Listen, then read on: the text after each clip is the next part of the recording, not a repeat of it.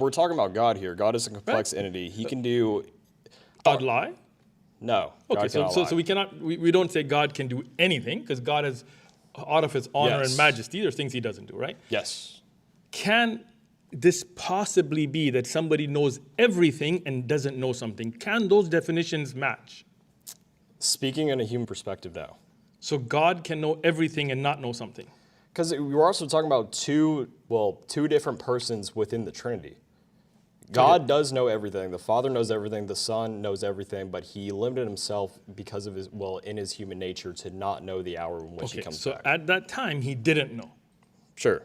So by definition, he cannot be God, because God is all-knowing at all times. You're reducing God to essentially be limited in that standpoint. I'm not. I'm praising God. Yes. But to say that God is all-knowing and didn't know the hour, whether he limited himself or forgot himself or whatever, those two cannot be. Just like God cannot lie, God cannot know something, because the essence of God is that he's all-knowing. And the fact that we agreed that Jesus didn't know the hour, and the fact that we agreed that God is all-knowing, clearly demonstrates he's not God.